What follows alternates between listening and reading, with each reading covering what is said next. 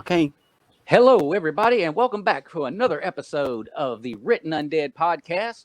I'm Jack Childress. Over here is Jennifer Amato. Over there's Angel Ramon. And for the first time, I'm getting to meet the one and only train derailer, Jason Aston. What's happening, my brother? Hey, living up my reputation. We hope you continue that today. Now, this week's special guest is a return guest because she's got some new stuff out, and we're going to talk a little bit about that here today. The great Courtney Konstantin. What is going on with you? Hi, Welcome. guys. Thank you. It's nice to be back.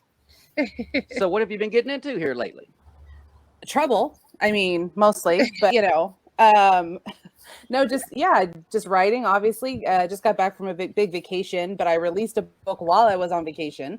That really is like the best way to do it. Get everything set up. Don't even worry about it. Go on vacation. That's what you need to do. So, so I just released the 6th book of my series, Ruination, and it is still sitting as number one new release. So Nice. Been about a week, so I'm super excited about that. Excellent. So how long did it take you to get that book done from start to finish? Do we really have to talk about that? Yes. Yes. I am the man that asks the hard questions. I'm the worst. I will 100% admit that I am the worst. It took me over a year. It took forever. It was really hard. I knew, COVID, I'm sure just repeating myself, I've probably said this before, COVID completely killed my creativity. I had 3 kids at home schooling and then I was working from home and it was just way too much. And I wasn't finding my time to really get that creative outlet. And then closing out a series is really difficult. I know there's a lot of authors just keep going and going, but I felt like 6 was good for my series. And that was really hard to really make sure that I tied up all the ends the best way I could. Okay. Anybody else got a question? So how long have you been writing, Courtney? I have been publishing my writing since 2017. That was when my first book came out. I have dabbled in writing for a really long time. I just never really took the jump to self-publishing. I met an author in 2016 who basically just pointed me down the road of KDP and all the stuff that I could do. And so I was like, hey, I can actually finish something. And so I started publishing in 2017. And how many books you got now? I have 6. I have 6, and then there's a novella that goes in this series. I also have a short story and an anthology out there that's a holiday anthology, but it's still a zombie story, but it's Christmas. So Okay. It's kind of funny. I'm the only one that wrote a horror piece for that anthology. Everybody else was romance. So Wonder where the heck they put that one in the hand. actually, it's the very first story in the book. Oh, wow. Wow. That's quite the introduction. I'm like, you didn't introduce people correctly to this series at all. But No. Yeah. it was a fun thing to write. So, but that's all I've got out right now. Okay. So you thinking about jumping off into any other genres? Oh goodness. Well, I've got two short story anthologies coming out that I have to finish this year that are both zombie. And so I've got one. I finished one already that I'm not even sure what the publication date is of that one yet. So I probably should find that out. But the second one doesn't come out until September. So I have some time to finish that one. And then I am thinking about trying to jump over into romance. We shall see. Romance readers are notoriously vicious. And so I'm kind of scared. It's okay. So- It's okay. You can call them Karens. It's totally fine. Yes, they It's are. a whole Not different nine. breed. There's a whole different breed. And Now, Courtney, what kind of romance do you intending to get into? Erotica, contemporary, Erotica. I've got 2 stories right now that I'm working on. One is contemporary, one is reverse harem. What's harem? Ah, okay. Mm. Yeah, right up. I to asked his because alley. I tried to get into the harem genre. I did pretty good, but it's just not for me. I mean, I think Jack read one of my harems. I did. And some of I guess for me, maybe this is just a guy thing. I don't know. Jason can back me up on this or not. But the sex scenes in books just make my skin crawl most of the time. So I definitely couldn't read a romance. Look, There's just I'm no into way. some weird stuff. So, I mean, hey, it could go either way.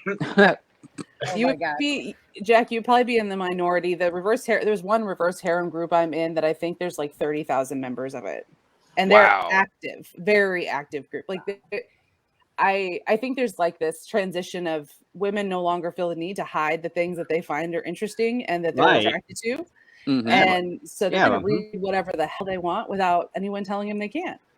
So You know, I think I think it's been a long time coming because a lot of people get judged for what they let your freak flag fly. Like, I Damn don't right. yeah, like I wrote zombie just because it was an idea that kind of popped into my head and I started writing it, but really in depth when it comes down to my books they're not gruesome. They're very about the human connection and the human relationships throughout the apocalypse. That's how I write. It's just I think the people are more important than all the blood and gore, which may not be the way. I mean, I've got plenty of fans that love them, and so I've done something well for some people, but that's not what everybody wants when they read zombie. So You're not wrong, because I am that type of person where I could do with or without the gore and stuff like that. If I'm reading something that has a ton of gore in it, I'm like, whoa, this person is depraved for You're working on sure. some issues. Part of the reason I haven't read David Merrill's Fester yet, because I like him. I don't want to think he's a weirdo. But If you have any kind of, if you have anything, well, gore, and I immediately think of like zombie books, stuff like that. It's almost implied, and you can't get any like story or character development without the other things coming into play. Like the gore, something bad happening, that's all implied. It's going to happen. You can touch on it, but you don't need to really go into detail. It's going to happen. Right. well, from what I understand, and Jack can attest to this, Fester is kind of disgusting without the zombies. And the thing is, it's really, at the end of the day, it's one chapter that Merrill wrote, and I call it the infamous chapter 10. That's the one where he just took that rocket ship and launched that sucker right straight into the moon, baby, and blew that sumbitch apart. Because it was insane. So you know which chapter to skip if you read the book. Yes, don't eat lunch. But it focuses on a mental illness that's actually, as it turns out, is a real mental illness, which absolutely frightens me, having read chapter 10. Well, let's just say we've seen it regularly in jails and prisons. So I can imagine. Oh, yeah. And it is funny to have the relationship with readers that you end up having, through social media and stuff. I did have in my fourth book, I had a pretty graphic torture scene, and it wasn't zombie related, but it went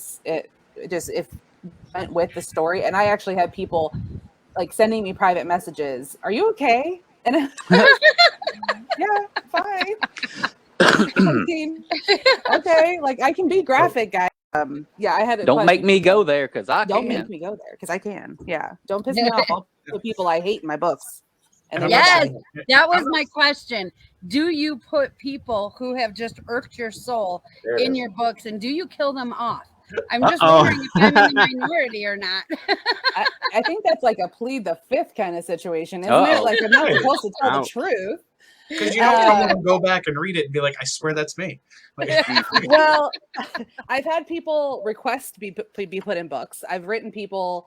I had a woman that I was like acquaintances with, and I think it was my third book, and I wrote her. And so if anyone's read the third book, there is a zombie volleyball player in a grocery store that is super described like very well, and that's literally her. But she asked me to do that. So that was okay.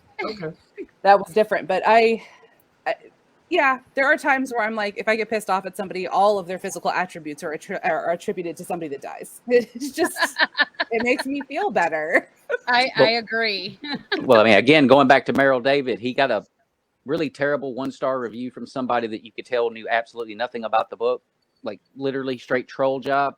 So he made a change to the person's name and wrecked them. I mean, wrecked them. That's great. Yeah, what are they going to do to you? They can't do anything about it. Yeah, exactly. Prove it. Right? You already wrote me a bad review. Like you already wrote a bad review. What are you going to do? All I can think of is Jesse James. Like, I'm gonna make you famous. Like, you're gonna be that one scene that everyone remembers. Yeah, fuck that guy in particular. Like, See, that's why I selfishly want y'all to read Fester, because I'm in it, and I am the victim of some pretty heinous stuff. but it's so well done. You can see I'm excited about it. Like I get wrecked in the book. Well, in the Written Undead, we do contests all the time, and we take readers and we put it in.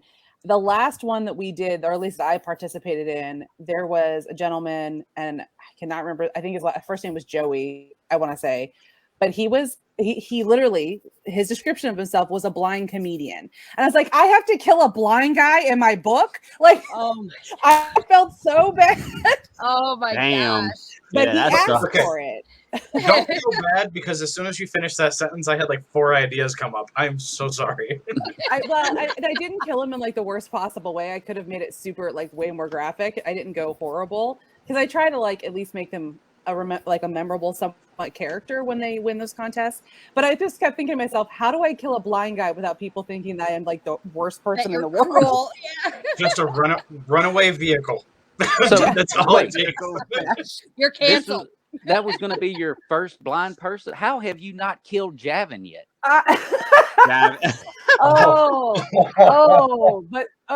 You know what? Because as much crap as that guy gives me, I should have killed him numerous times in my book. I figured you'd have like killed him, found a way to bring supernatural in so they could resurrect him, and then you kill him again, and just keep doing it over and over again. Maybe I just need to write a zombie that's like on a motorized wheelchair. And yes, that could be common gold too. Hold on. With one broken wheel. Yeah, he's just in a parking lot going in circles.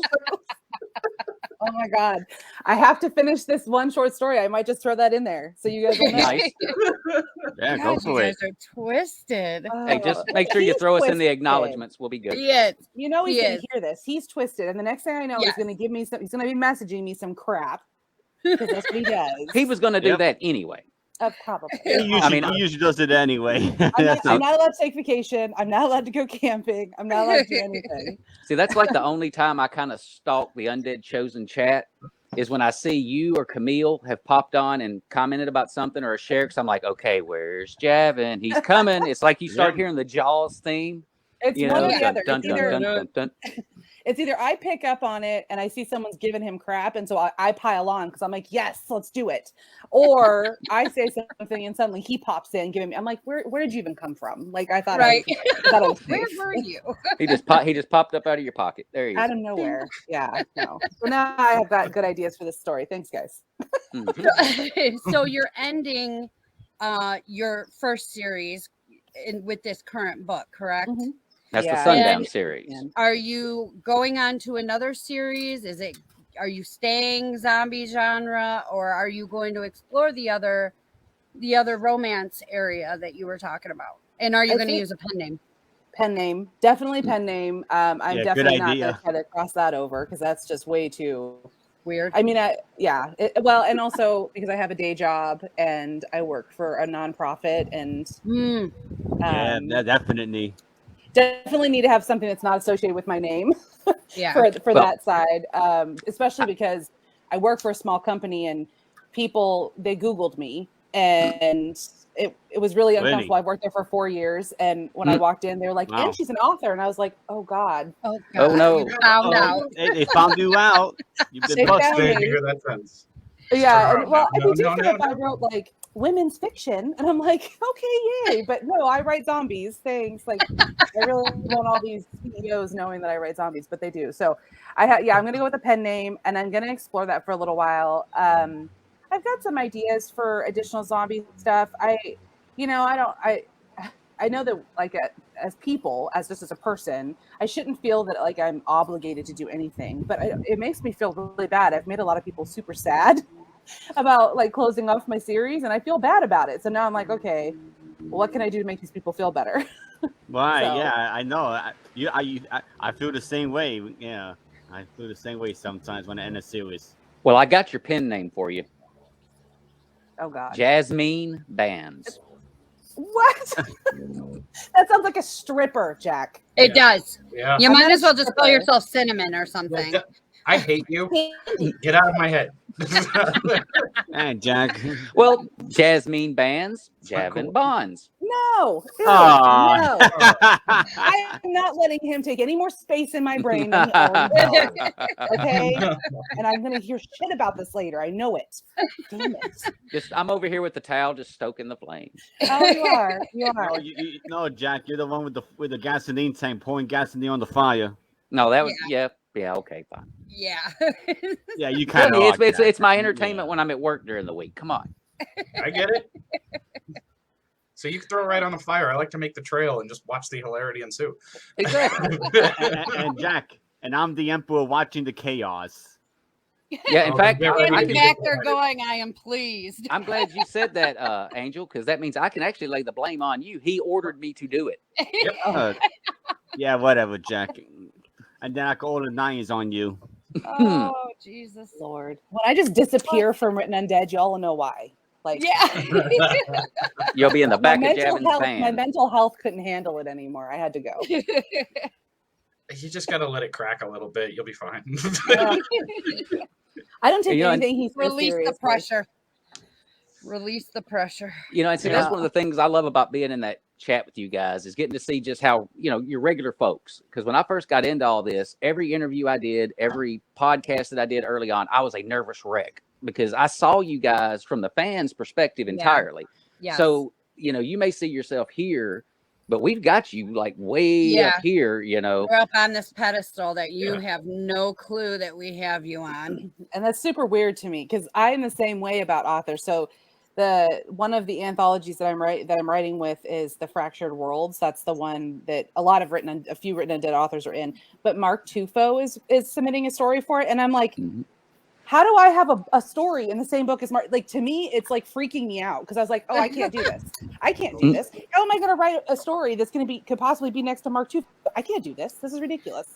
But he's just like the rest of us, Yeah. Oh, if you could have seen my hands when we had him on the podcast.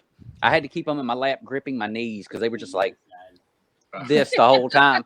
But then about halfway through the show, it was like everything was calm. So I'm like, this dude is as cool as the other side of the pillow. And he was just laid. And he was giving me shit all week about, now, you said there was going to be free beer, right? You are going to be sending me free beer, right? And I'm like, what the hell? Yeah, there'll be beer, dude. Sure, whatever.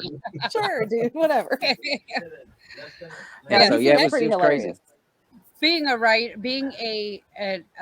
reader, that's the cool thing about this podcast, and just being a part of the Written Undead, and even a couple of the other ones that I'm a part of. You meet people that my very first podcast on here was with James Dean, and he is one of my all-time favorites, and I was so fangirling, it was ridiculous.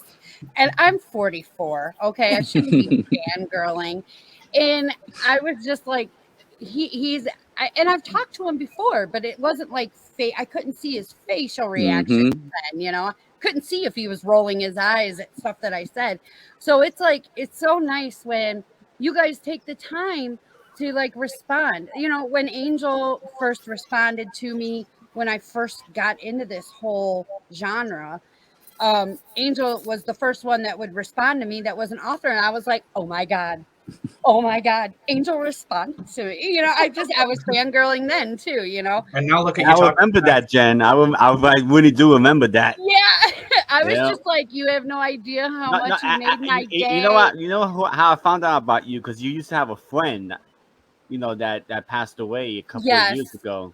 Mary Jackson. Yeah, I remember. Yeah. Yeah, and actually, yours was one of the first books that I read from her, Angel. Yeah, I know. So, I remember. I remember all this. And I was just like, oh my god, this is so cool. And then I read Ted Nolte, and it was just, I helped her with Javin's his fundraiser that he had a few years ago. Helped her with that. I got into this whole scene, and I'm just like, oh my god. I told Mary, I was like, this is the coolest thing. God rest her soul. I love her to death, and I miss her so much. But she would be so proud of all of you guys. She would be so proud of all of you for everything you guys have accomplished. I miss her too. Yeah. So, you know. Yeah. So, I mean, she is responsible for getting me into this group. And I'm so thankful. Jack pulled me in on a podcast when so it was just like you guys taking the time, authors taking the time to talk to readers, to talk to everybody. First of all, it humanizes you guys. And we get to see the cool side. So, well, at least until we read the mean, next book, because once we read the Yeah. next If we're book, then cool. they go back to being up here again. And most of you are. I mean, you got to have some kind of twisted something going on for you to be writing about zombies in the first place. But it's like with what Jack said. Like authors, yeah, you put them on a pedestal. It's that weird perspective thing. It's still just like it's that person you know down the street. Everybody's got some weird idea. Just some of us run with it and write it down. yes.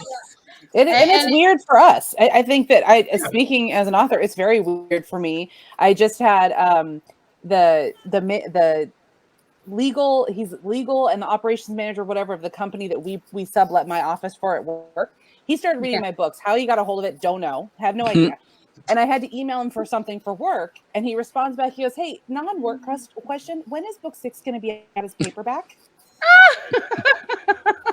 I was like, "Oh, I'm working on the format." And then he replied, he goes, "It's so cool to be talking to an author." And I was like, "But am I?" Like, and I try to not have that, like the imposter syndrome thing. But when you have someone talk to you like that, especially someone you know, like in person, it's still like, I'm like, "But am I?" Like, I guess, like, okay.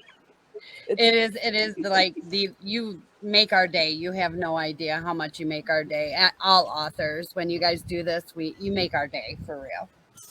So thank you for coming on. I look at it this way. I wouldn't have kept writing. I wouldn't have kept writing if it wasn't for readers, especially people that reached out to me and made me realize they liked what I wrote. When I first published, I figured I'm going to throw something at the wall, see what happens. No big deal. And then people started being like reading it. And they're like, "Oh," and I was like, "Oh, wait, they want me to write more." Oh, okay. That's got to be surreal. It was super surreal. I can't even imagine because I'm in the middle. Well, I can't say I'm in the middle. I'm at the beginning of writing my first book, and I'm really excited about it. And I'm just so, I can't wait to just be done on one hand, because I'll be finished with the book. But then I'm like, what if somebody wants me to write more? I don't know what I'm going to do. Okay. I only say this as someone who knows you. You'll never actually be finished because you don't know how to stop. But once book's going to be like this thick. Yeah. Well, she'll have that pressure. Say it comes out in a series and the one will get done and people will love it or whatever. And it'll immediately go from, is it going to be good? Oh crap. Now I gotta top that. Yeah. How am I going to do that? And how do you deal with that, Courtney? How do you deal with, I got to top this book? I feel sick every single I feel sick every single time I publish. Absolutely sick. Like I that's why I said, like, setting up this release while I was on vacation, I didn't even have to work. I didn't even think about it. I went to Barbados. My husband and I took a couples trip to Barbados, and I think I may have been scuba diving the day that my book released because I just didn't want to. I've gotten to this point where I don't want to even know. Yeah. Just let it go. Okay. It's very stressful. It's very stressful for me. And I know that I don't read my reviews very often because I did that in my first book. I read every review. And there were some negative reviews that killed me. It crushed my soul. And I was like, why am I allowing, but there were like 2% of the reviews. Like 2% of the reviews was crushing my soul. Why am I allowing that? Like, why? Of course, I'm not for everybody. Right. I'm not for everybody, but I have the nerves. They make me sick every single time. I don't know how to deal with it. You're not the first author I've heard say something like that with the negative reviews and they get to you. And just, as I said, with the whole derailing thing, sorry. Go for it. Why can't you search the people who give you the bad reviews and find out where they're putting all their other ones? Because I just want to find out if they're just a miserable piece of crap. No, you can't. Shit on everybody. You're not. Some of them are. Yeah, some of them are pretty miserable. Yeah, on Amazon, if you click on somebody, typically I think you can see their other reviews. And I did that. Like during my first, because I was like, is this person just miserable? So I'd click on it. I was like, oh, they've never given a book like more than 3 stars. Okay, cool. Like, exactly. Fine. They're a miserable. Yeah, they're being. just miserable. It's like, I bet But, you like- always like the movie better than the book. Sit down. Exactly. No, the ones I like are the ones that think, oh, I could do better than that. That they want to be whiter. Say, oh, I Yes. could write better than that. Then you know what I say? Then do it. Then Why don't do you just it. Go for it. Yeah, Yeah, go go out ahead. there. Nobody's stopping you. knock yourself I think- out? Exactly. And The then, review that made me and then the get review that attacked made me yourself. stop- I was say the review that made me stop reading reviews. There was a specific review, and I don't even remember the person's name. So if they're listening, hey, thanks, because years ago you helped me stop giving your crap. Was a review that said this author wrote this character doing this, and this, and she had blood and gore all over her, and she didn't turn into a zombie. That's not how zombies work. And I thought, Oh, I so didn't know you've we met had one. a doctorate degree in Right. zombies. Like, have you met one? So you know how they work? Like, you know how the fake science of something I'm making up works? Like, it was this whole Right. thing. And I went, this is why I shouldn't be reading this. Like, why am I allowing this person who's going to argue with me about how zombies work? And that's what's going to make me feel bad? Nope, done. I don't read those anymore. You analyzed the DNA of this mystery pathogen I just kind of came up with in my head. Okay, Right. yes. Right. It was hilarious. It was just, it was that finally made me realize that I am not for everybody. Not everybody's going to be happy with my writing. I think the thing is for me is that if the people that have reached out to me, the people that are like have friended me on Facebook, that they follow my page, they're on my newsletter, they comment, they interact. As long as those people are happy, I've done my job because they know my writing and it's for them. They like what I've written. If I went off the deep end and suddenly wrote a book that they really didn't like, I would know I did something wrong. Right. And that's kind of how I look at it. If someone new picks up a middle series book and they don't like it, then I'm not for you. Don't read me. That's just how I say that. I say that, but I'm not in my head. I'm not always like that. Right. No, I mean, you can't help it when it still bothers you if you read a review that's upsetting or what have you.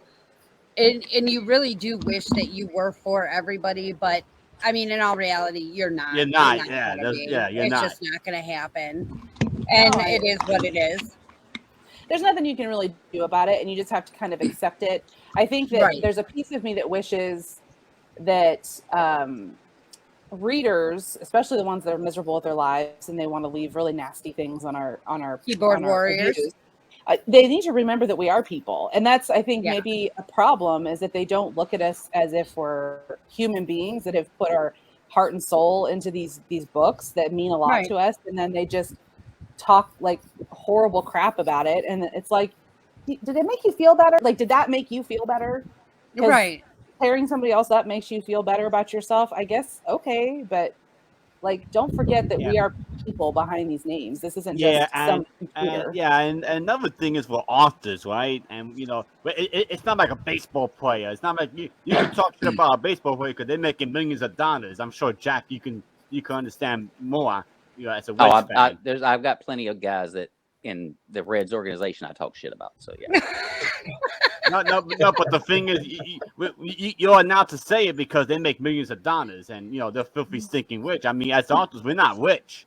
Well, the thing is, I totally understand constructive criticism in a review. Yes. Like Yes. if there was just 100%. something where like, okay, this part didn't really make sense to me, Right. whatever, or hey, I caught a few typos throughout the book, some Okay, yeah. misspellings, that kind of Right. thing. That's one thing. But just to go on there and be like, you suck, you should just go back to working at McDonald's or something stupid like that. Yeah, It's I like, mean, but my guy was saying, Jack, we're not making millions of dollars. We're not Joey Votto hitting 320 for an average and hitting home runs all day. Well, we work hard for what we do. mhm. We're not a baseball No, player. you guys are storytellers. And Right. and that's what a lot of people need to remember. It's your story that you felt you needed to tell. And a lot of people think that this person isn't going to be reading the review. And that's not right. You guys do read your reviews. And And you I should. don't care. And I mean, in my opinion, you should read the reviews, but if it's going to break your heart, then probably not. I probably won't read my reviews just because I'll be scared. You'll But, yell at everybody you know. But my thing is that you guys, I think people get that keyboard warrior feel and they Mhm. think that it's not going to be you that's reading this review. and they don't realize that, yeah, you are. It's not like you have this huge PR team. You're People not got used to Dean typing it away Koontz. and not getting hit in the mouth. Yeah, You're not exactly. Dean Koontz, who has a ton of people on staff. It's you. And in that, in this, you're also dealing with other life things. So not everything's going to be on point, because you know what? Your kid might be sick for a week and you can't get much writing done. And the writing you do get done might be subpar, not what you're used to, but you're tired because you've been dealing with a sick child. Right, You know, exactly. there's so many other variables that people don't put into. Go back to, if you have nothing nice to say, just shut your fucking face. Right. It goes in with like what you guys are saying. I got friends who are in the music industry and things like that, and they're fans themselves. Obviously, that's kind of how that happened. And he quoted one of his favorite metal singers, strangely enough, and I can't remember the man's name, so I apologize. But basically, he said, "You're all creators at your core, whether it's spoken word, music, whatever. And you just write it and let the fans come to it. If you start writing for a specific group of people, everybody loses. Like there's no point. Like, just let the right people find it. If you don't like it, move on. Like, it's just like social media. Oh, you didn't like? Keep scrolling. Okay, You there's did, something right? else down here. Exactly. You don't have to bash someone's ideas or personal opinions. The Just only place I draw the line is if it was something like, I don't know, deliberately Map. hateful. What? Map. minor attracted people. That's where I draw the line. I'm sorry. There's no such thing. Okay. Well, now there's one other group that we keep leaving out in all this, though. There are people out there that basically troll different reviews for different things. They haven't read it, they haven't watched it, they haven't heard it, they don't know anything about it. They just go out there and intentionally bash and just bully and be hateful for no reason. And that's because they just do it. Like I say, because like Jennifer said, because they got miserable lives. Yep. They're miserable people. And they could have been paid for it. I think one of the things that I try to live by is that art is subjective. And so writing is an art form, storytelling is an art form, and that is subjective. Not everyone's going to love it. I think for me, because my first book now, I think it's upwards of like close to 600 reviews, 550 or something like that. I keep an eye on where the star rating is, and that's it. Because unless I'm looking for 5 stars to use for advertising or something, I just don't. I appreciate constructive criticism 100%. Like, I don't have a problem with someone telling me if I did something wrong or something like that. But at this point, I feel like if I've got that many reviews and my star rating, I think is a 4.5 or 4.7 or something. Nice. At that point, people are just being a-holes. Like, there's just no reason anymore. And so I'm not really paying attention to that. And I also think that the other thing that, especially with indie authors, is that we get a shit hand, right? Because everyone thinks because you're an indie author that you are not as good as TradPub, but you could pick up a TradPub. Blah, blah, blah. You pick up a TradPub book and you're going to find typos. You're going to find grammar errors. And I'm sorry, but all the books that I've read so far, which yours is going to be next, Courtney. I've never read a book, so I do apologize. But see that one right there, book 1. Of all the authors that I have already, you guys surpass. And one of my favorites is Dean Koontz. You guys surpass him. You guys surpass Stephen King. Yep. I don't care what anybody says. You guys should be paid on their level.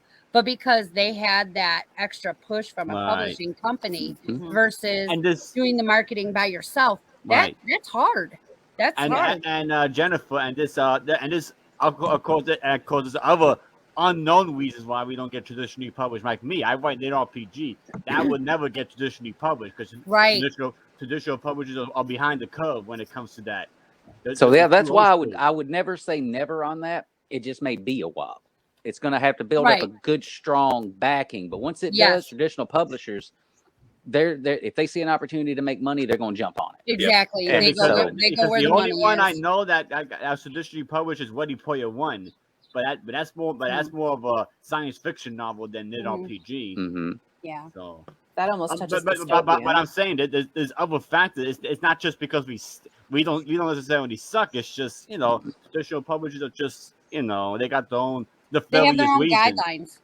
Well, it's like some of the stories crazy. Like, what is it like? It's some tiny ass percent that they pick up. Like, yes. And there's so many of us out there. And frankly, I've just never even tried TradPub because I can't. I'm not good with rejection.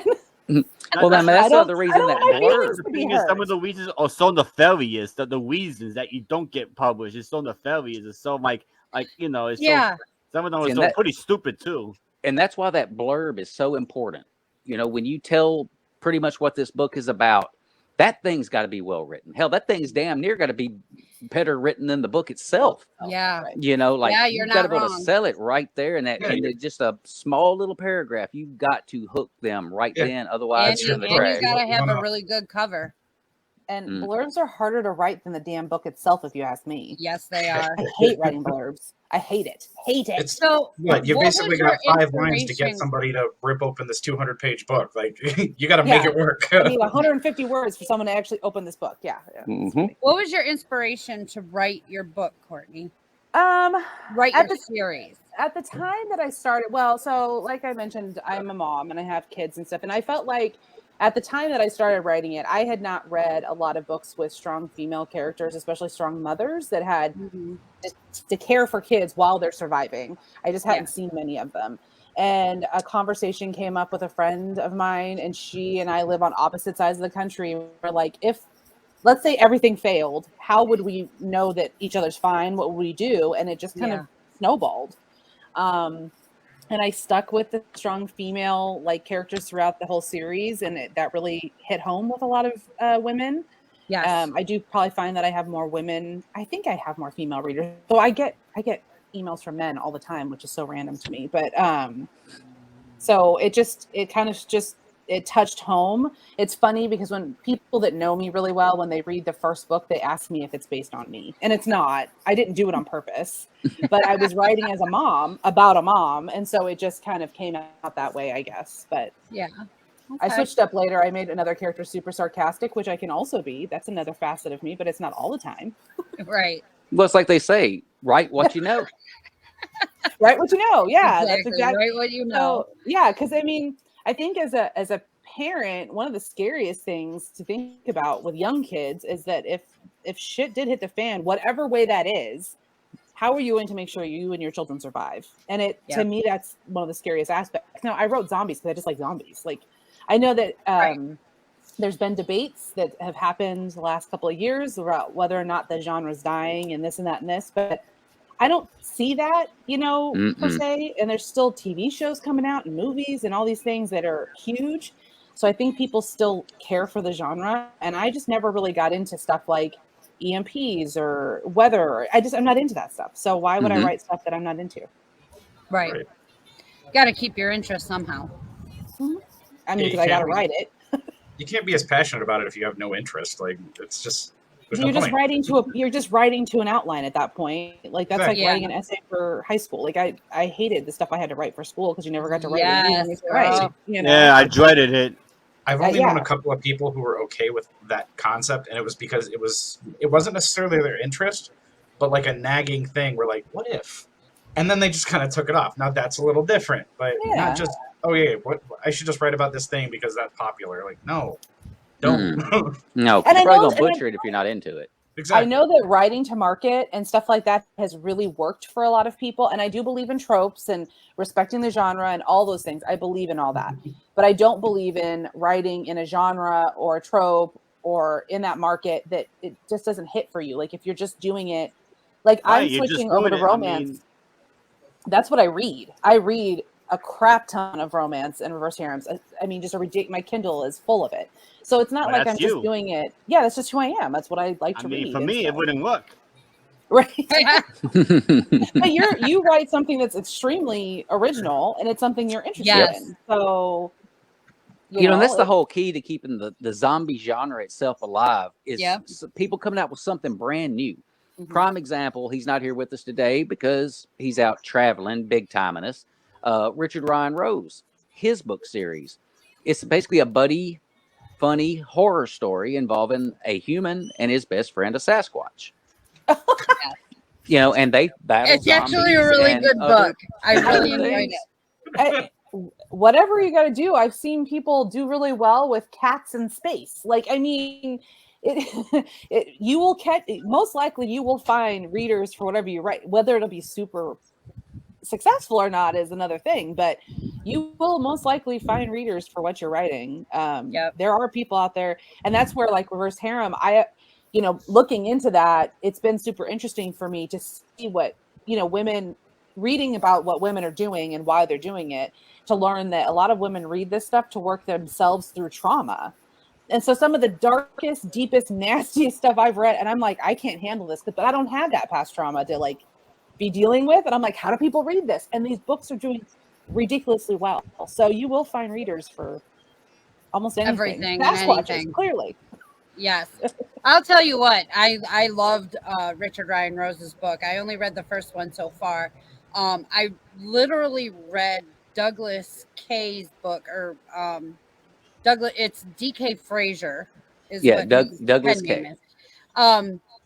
I literally read his book in 2 days, and I thought his format was amazing. It's just the genre, I don't think is dying. It's just it's all in how you write it, and It's evolving. It's like an amoeba. Exactly. It's just changing in different ways, and that's where a lot of, again, going back to trolls, people have got to understand you're not going to get your old school zombies that much anymore. Yep. Been there, done that. Right. Romero. Time to move covered on. it, Romero covered it. You got to fine. be original. And so now we want some different stuff. That's where Resident Evil was so smart, because it starts Mhm. off with all you're seeing right off the rip is zombies. Then the mutants get brought in, and the zombie dogs and all these crazy different creatures that Yep. elevate. If you ever played the video games, oh yes, absolutely. Don't watch hate the video movie series games. though. I love love the the movies, series. but I I can't love stand the games. Oh, not Jack. You got to play the No, video no. games. I played yeah, for real. You got to get on the games because they are pretty fun. As At a least the gamer, early that ones. whole camera system screwed with me. I'm mildly challenged with my left hand. My left hand's kind of stupid, and it doesn't like the double joystick kind of thing going on that I have to do to do. Oh, it. you'll be Yeah, I fine. just I'm that's too where old. I I'm too pull the old. old No. person card. I'm too old for my boys. They love video games, and they're like, "Oh, Yeah. mom, come play." And I'm like, "What am I even doing?" Like, Okay, I here, don't even. That's I'm the only thing. gonna I don't argue even with one. understand it either. I'm like, I'm just walking. Where am I walking to? I'm only going to argue this once. I It goes tried to play into whether or not Skyrim. you're interested. It goes into whether or not you're interested, because I've seen you text when you're angry. Your thumbs work fine. Mhm. There you So go. don't tell me it's because you're too old or you don't have the dexterity. You just kind of don't care, and you're too busy laughing at what's going on the screen. When you're And not laughing and you're No, emotionally that was invested, good. those things work great. And I'm older than He you, by the calls way. me out every time. Every oh time, my Courtney. god, so funny. You know what? I'm We gonna may have to cry. figure out a way Oh my just to add you to the permanent cast, just to be our Yeah. shit detector.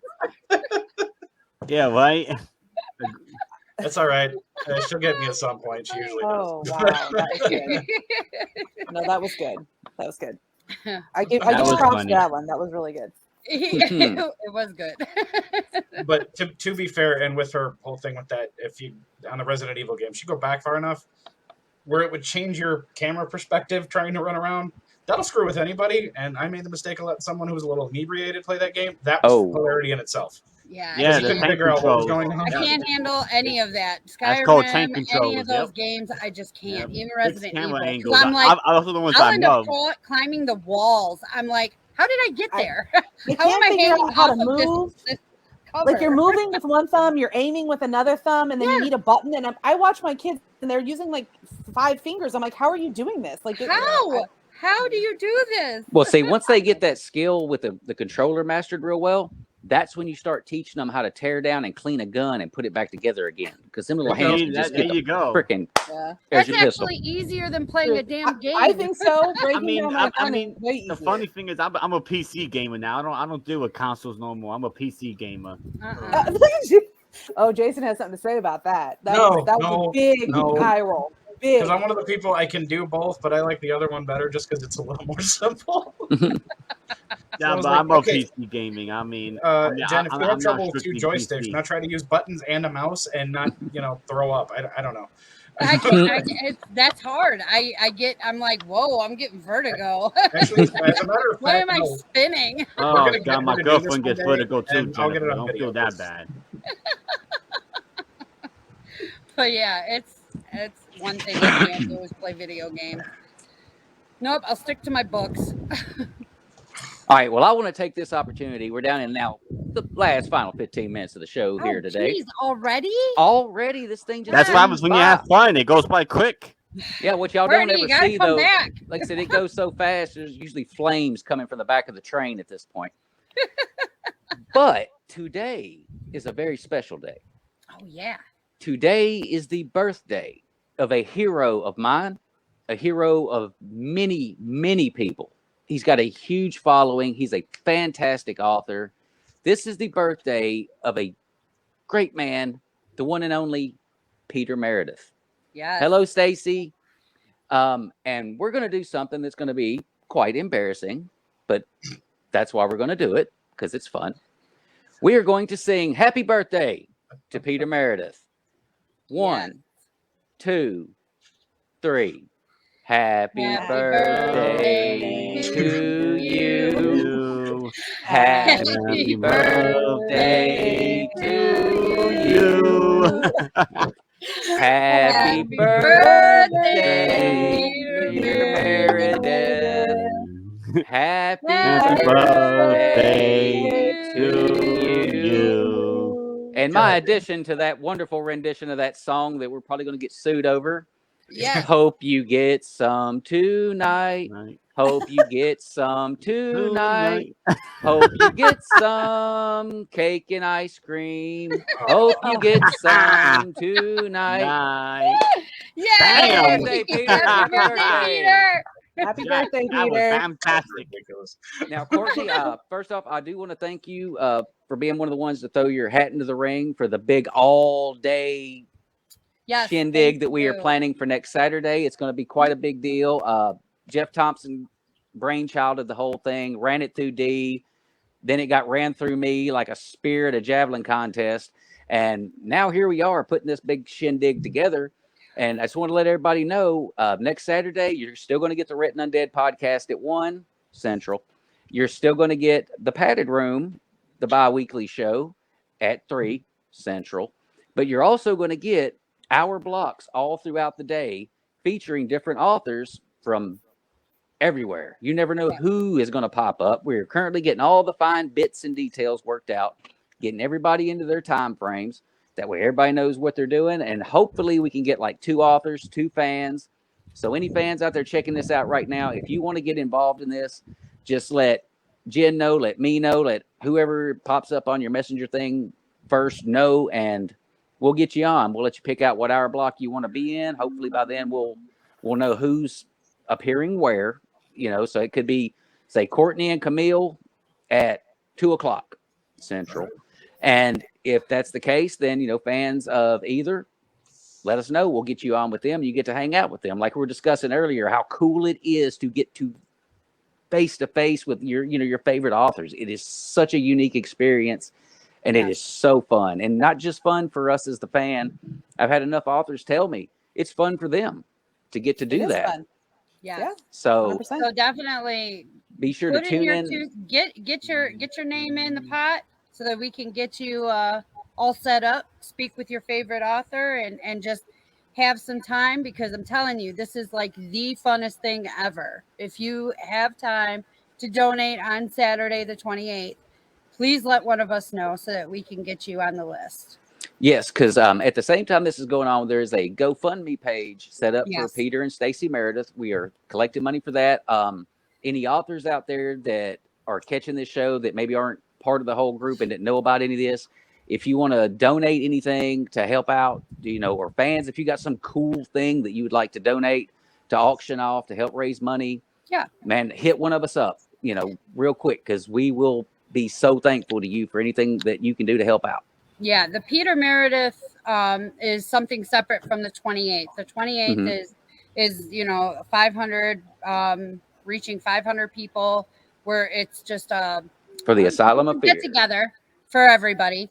But then the Peter Meredith fundraiser, we're going to have an all-day thing, July 31st. So that's when all of the prizes will be given out and all of the stuff. We do have shirts available. And if you wear your shirt and you submit a picture, I'll be giving you, whoever gets the most likes or what have you, will put you in a hat.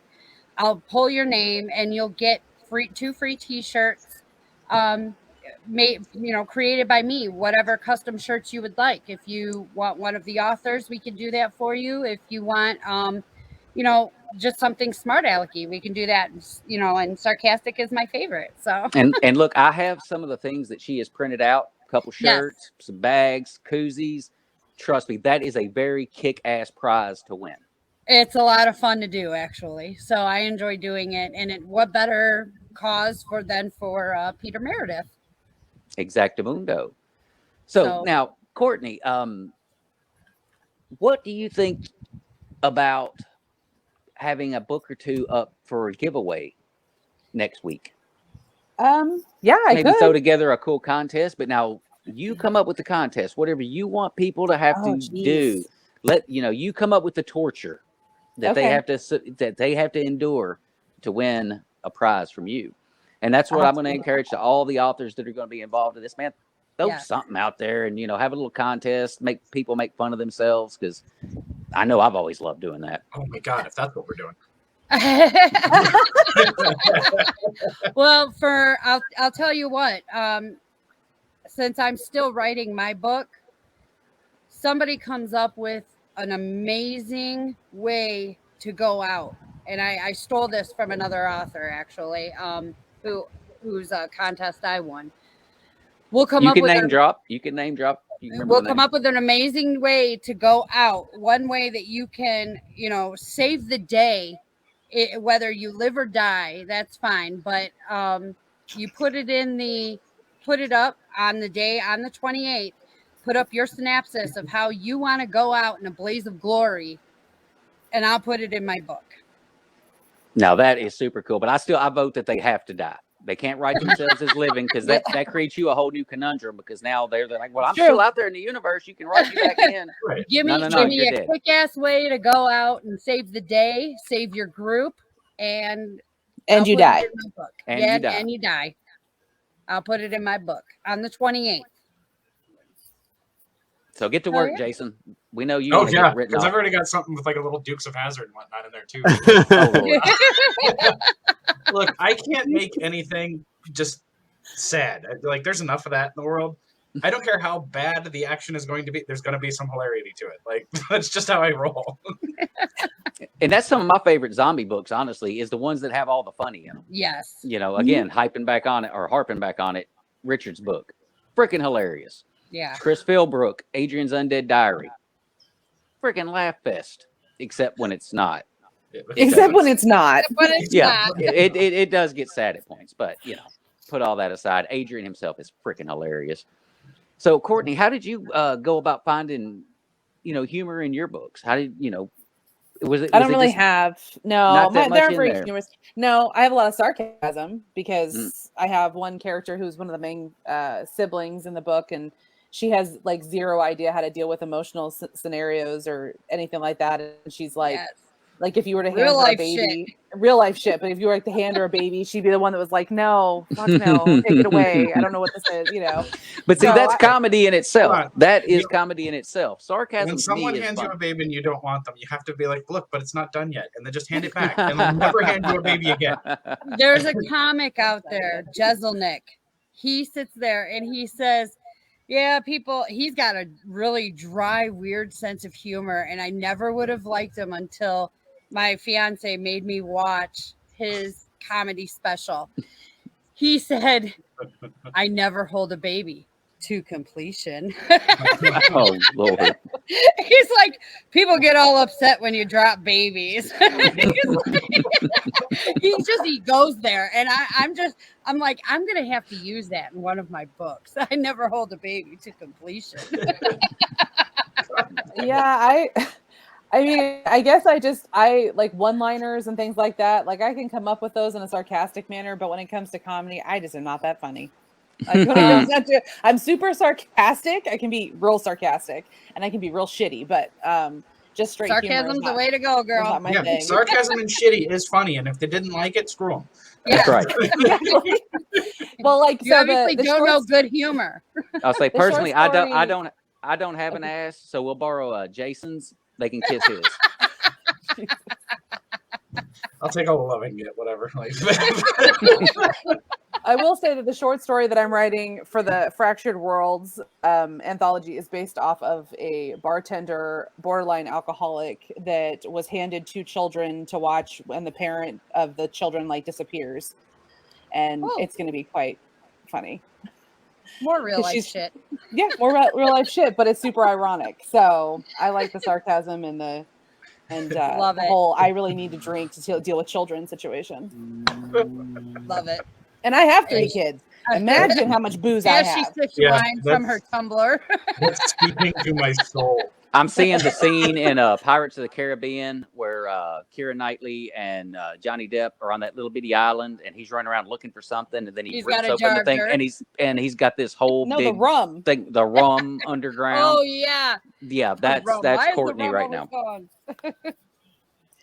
Oh my gosh, I live in wine country, fools. I have lots of wine.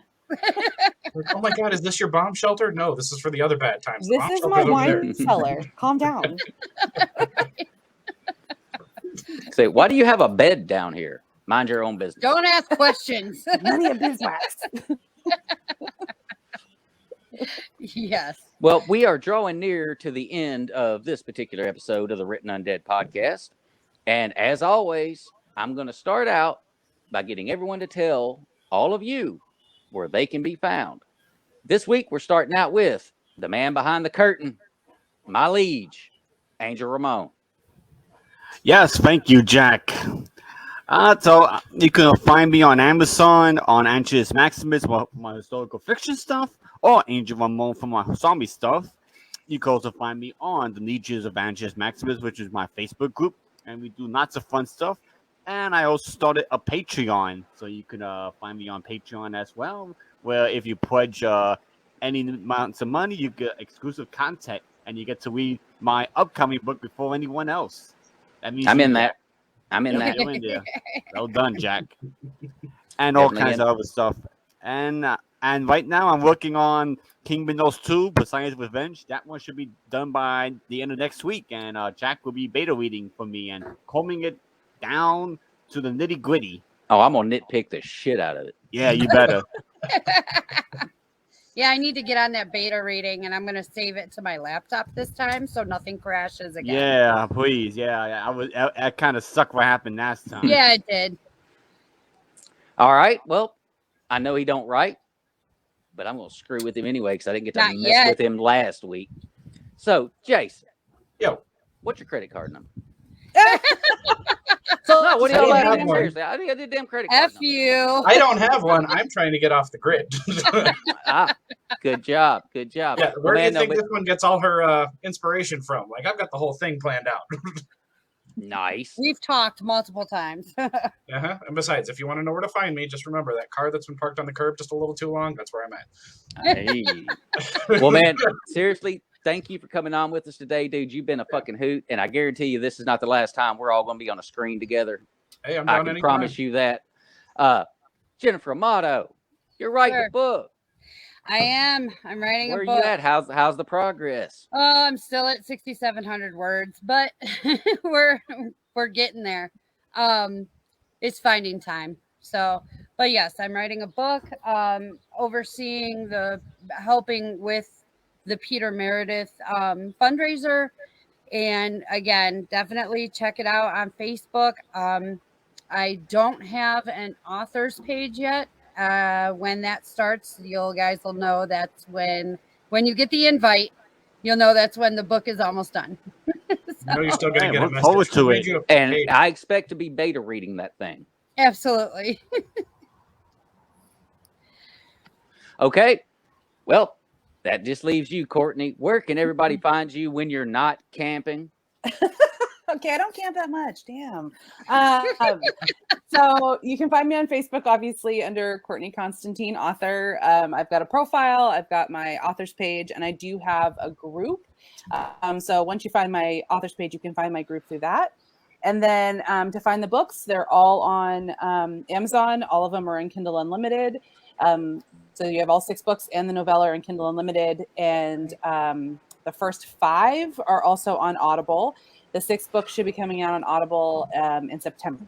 So, but I'm in Kindle Unlimited, so that's the only way you can find it. It's exclusive to Amazon. That is very freaking cool. Sweet. Well, just to tie up a couple loose ends right here at the very end. Be sure next Saturday, be ready. You're going to be seeing authors all freaking All day. We're going to be all up in your business all day. And you'll probably even see Jason at some point. I almost guarantee it. You might see me pop in and pop out, making little ghosty cameo appearances. Who knows? Depends on how I feel that day. Like Jeff said, if any of us tried to actually sit through one of the things all day long, we would melt from exhaustion in our seats or die from alcohol poisoning. One of the two. Just don't tell Challenge me. I don't. accepted. Javin has nothing to do with this, right? Because I don't want to be paired up with him. No, I won't pair you up with him. Now, my thinking, like I said, is to get you and Camille together so that Javin can haunt you in the comments section. I'm dying. I think I'm camping that weekend. Ha-ha! Hey, look, if it helps things, I'll make sure I have a fresh couple of bottles of scotch by that day. So, Scotch. start Attaboy. talking smack. I'm a marathon man.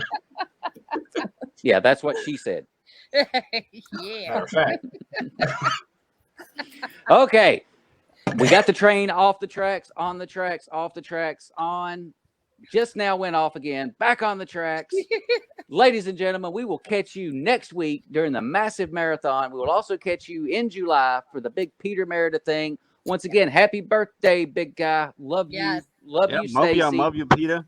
You guys are fantastic. You're awesome. They have a YouTube page. And my brain just froze. The model homesteader. Go follow that on Homesteader. Go follow that on YouTube. You'll get to see tons of the Dread Pirate Baxter. They've got a bunny now. Don't know why, but they have one. It's got big ears. It's cute. But for Jennifer Amato, Angel Ramon, a.k.a. Centurion, Angelus Maximus, Jason Aston, and the guest of the week, my super freak, Courtney Konstantin, we are out.